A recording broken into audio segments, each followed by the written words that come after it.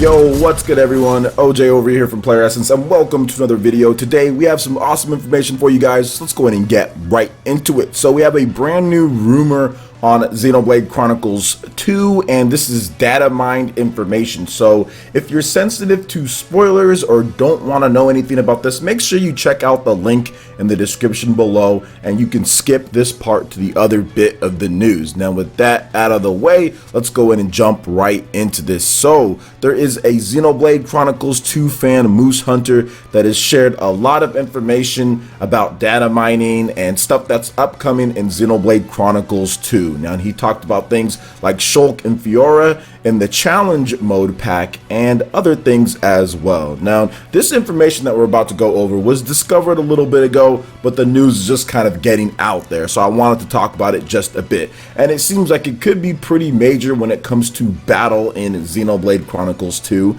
because there's been some data for Siren. Yes, Siren, the artifice that Mithra and Pyra call on in the game, that can be used in battle somehow. Now whether it's like a one-time event battle for the Torna expansion or something that can be used throughout the story, we do not know about that. Now there's some speculation that since it involves blade combos and party gauges, that it may or may not replace the chain attacks or full burst in terms of what it can do. Now there's also data that exists for an enemy version of Siren as well, which may very well be Malos's version of that. Now currently there are no signs of it being able to control by the artifice in the overworld, and it's just restricted to combat so far. So that would be pretty crazy if you can call upon that right there in terms of Siren. That's obviously one of the big things in Xenoblade Chronicles 2 at the end, and I'm just hyped for the Torna DLC. And I've been getting back into streaming for you guys when it comes to JRPGs, and I think games like Xenoblade Chronicles 2 and games like Octopath Traveler that really have these deep mechanics that you can play for 50, 60, 70 hours plus, up to hundreds of hours. These are my favorite types because there's just so much that's in the experience, the layers of depth, and like what they're doing with Xenoblade Chronicles 2 quite possibly might be the most impressive for a modern RPG. I have not seen a modern RPG do this many things in order to change up the gameplay.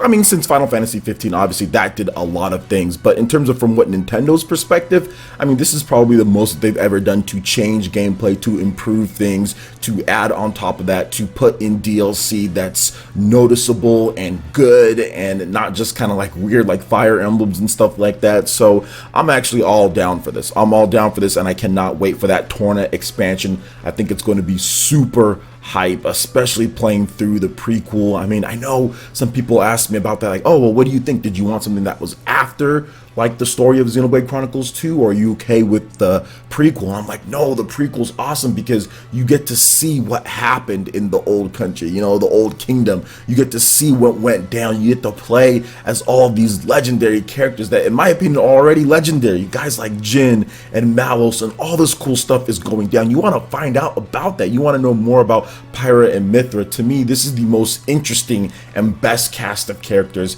that I've seen in like a Nintendo like RPG. This is one of the best casts. They all have so much personality and vibrance, and you can kind of feel whatever pain or emotion that they're going through that's been displayed in the game, whether it's Pyra and Mithra, whether it's Malos or Jin, and kind of what happened. And I want to just explore that more. It just seems so cool. So I mean, it was amazing when I was playing Xenoblade Chronicles 2, and now that we're actually going to be able to play that more, I am super excited for this one. So what do you guys think about this potential new rumored details here? Let me know your thoughts in the comment section below. All right, now moving into the next topic here, Kirby Star Allies, the developer on Adeline and Ribbon, plus Kirby 64 stages incoming, and an update will have, quote, plenty of new game elements. And now we have some more content from the developer, so I'm going to go ahead and get right into what he had to say on the matter. So in addition to Daroche and Dark Meta Knight making their entrance with the second free update, there is in fact another Dream Friend duo ready to enter the spotlight, a pair whose presence has been long missed. It's Adeline and Ribbon from Kirby 64, the Crystal Shards. Adeline has the ability to bring anything that she paints to life, and Ribbon, the fairy, possesses a mysterious power that allows her to fly. These two have a really dedicated, long-time fan base. Back in Kirby 64, the Crystal Shards, they played an important role in the story, but you weren't able to control them yourself. Now that they've become Dream Friends, they can be player controlled for the first time ever.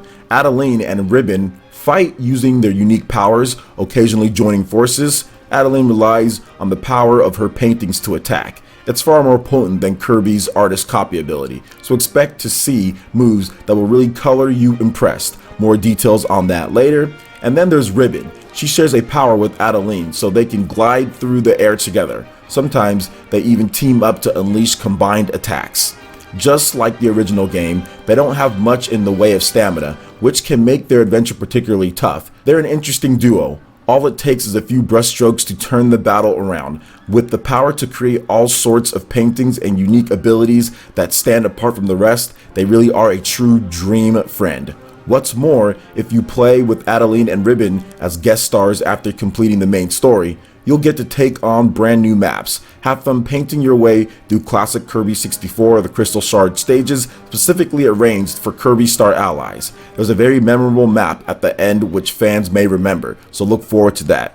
New Dream Friends Daroche, Dark Meta Knight, and Adeline and Ribbon aside, the second free update also introduces plenty of new game elements. The update should be available for download on July 27th. Not long at all. And he says goodbye for now. So this was awesome stuff here. They also posted this on the Switch news tab, and this is fantastic. I like the fact that Kirby Star Allies is getting so many cool updates to the game, just because it's funny, because a lot of people didn't like this game too much in terms of vocal people speaking out, but people are continuing to buy the game. It's one of the best selling games in Japan for this year. It sold well over 1.2 million in like a couple weeks in worldwide sales. It was amazing just to see how many people actually said, okay, well, I can play this with my family. It's still a fun game, and they're continuing to add free content pretty much every month or so. They've been adding free content to the game, making the gameplay better, improving the possibilities that you can do in it. And this one probably is the most aggressive and best update yet, adding in Adeline and Ribbon to the mix and giving us brand new levels rearranged from Kirby 64, the Crystal Shard. So that's awesome to see as well, and adding a little bit of, I would say, strategic elements to it. They don't have much stamina, but they're very powerful in terms of what they can do. Dark Meta Knight, and I think I said that he's already in there. He's coming with that update, guys, July 27th, so I made a slight mistake on that, but that's awesome to see. I like the fact that they're still adding this in, and I'm definitely going to get back to playing this game. I had fun playing it with my daughter, and I think I'm going to resume playing it, you know, as much as I can. So it's a lot of fun. It's a lot of fun for people who are into Kirby Star Allies, and especially if you're into Kirby 64, the Crystal Shards. I think this update is going to be for you. So what do you guys think about all this different new content coming to Kirby Star Allies on the Nintendo Switch? Let me know your thoughts in the comment section below. Alright, and moving into the next topic here, Studio Nanafushi developed side-scrolling action game Dead or School, which first launched for PC via Steam Early Access on July 11th,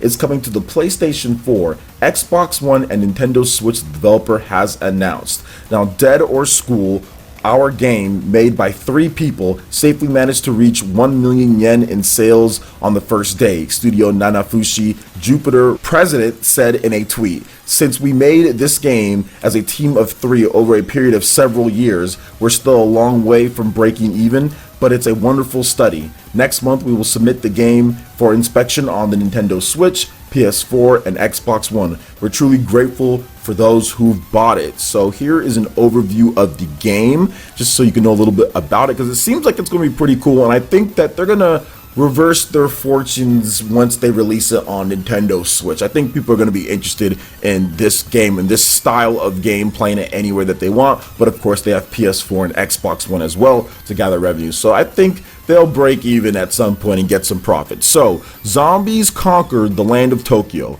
Without hope, in underground shelters, people lived quietly. Hisako, a girl who grew up underground, heard the word school from her grandmother. School is where children play and learn. It is a paradise for young people, the best place to spend their youth. Hisako dreamed of this school, and one day she was on an underground train heading above ground. What awaits her?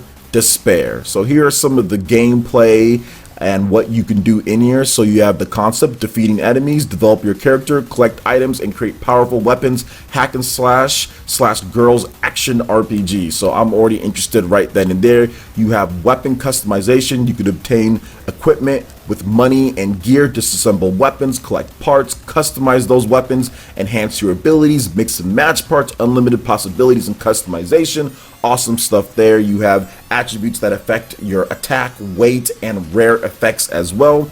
You also have skill customization. You can gain skills by advancing the player's level, use dynamic actions by combining various weapon skills, and develop your own unique character. You have the damage system. Changes can be seen in the player character with a certain level of damage that is received. Pay attention to your status caused by damaged clothes. There's also collection that you can do in the game. Battle of Tokyo, different locations you can go, tons of different types of enemies, gigantic monsters with bodies of steel, thunder gods. There's all sorts of crazy stuff going on. And then you have action and tons of it. Grab it to steal frames, get in out of enemy range, clear difficult stages, then move on to the next one. And you have Hisako, the protagonist, and we talked about how she grew up underground in despair. She heard school and said, you know what, I'm going back up. So awesome stuff here. This looks like it's going to be a pretty cool game. The art style is a little unique and stuff, but I actually like it. I actually think it's pretty cool. I like the levels. I like the customization. I like getting new gear, like being able to have different difficulty levels. This is kind of like the different style of shoot 'em up, right? Different style 2D sites, going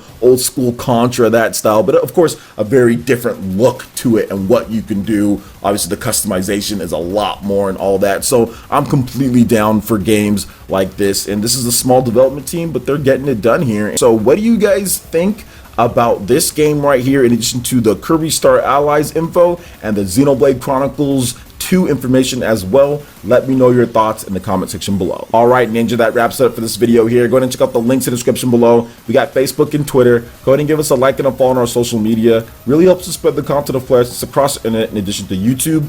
Also, make sure you check out our Patreon, Twitch, and YouTube live gaming pages, and consider supporting Player Essence. When you do so, it gets you access to all sorts of cool benefits, perks, rewards, and emotes via YouTube sponsorship. So check out the link in the description below, and consider supporting Player Essence right here on YouTube.